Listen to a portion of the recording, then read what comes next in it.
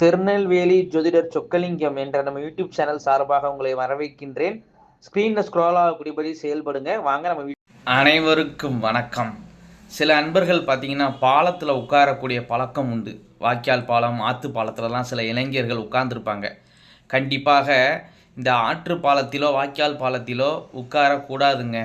ஏதாவது ஒரு எமர்ஜென்சிக்கு உட்கார்ந்துக்கிடலாம், தப்பு கிடையாது. ஆனால் பொழுதுபோக்குக்காகவோ வேடிக்கையாகவோ ஆற்று பாலத்தில் உட்கார்ந்தால் கண்டிப்பாக அவங்களுடைய மனநிலை பாதிக்கப்படுகிறது. அவங்க குடும்பத்தில் ஏற்கனவே துர்மரணம் அடைஞ்சவங்க சாந்தி அடையாமல் இருப்பாங்க, அல்லது எதிர்காலத்தில் கூட அவங்க குடும்பத்தில் துர்மரணம் ஏற்படக்கூடிய அமைப்புகள் இருக்கும். அதே போல் இவங்கள வாழ்க்கையில் எதுலேயுமே ஒரு திருப்தி இல்லாத நபராக இருப்பாங்க. முரட்டு சுபாவம் இவங்கள்ட்ட நாளடைவில் அதிகரிச்சுக்கிட்டே போகும். தன்னைத்தானே தனிமைப்படுத்திக்கிடுவாங்க, இல்லைனா இவங்களை யாராவது தனிமைப்படுத்திக்கிட்டே இருப்பாங்க.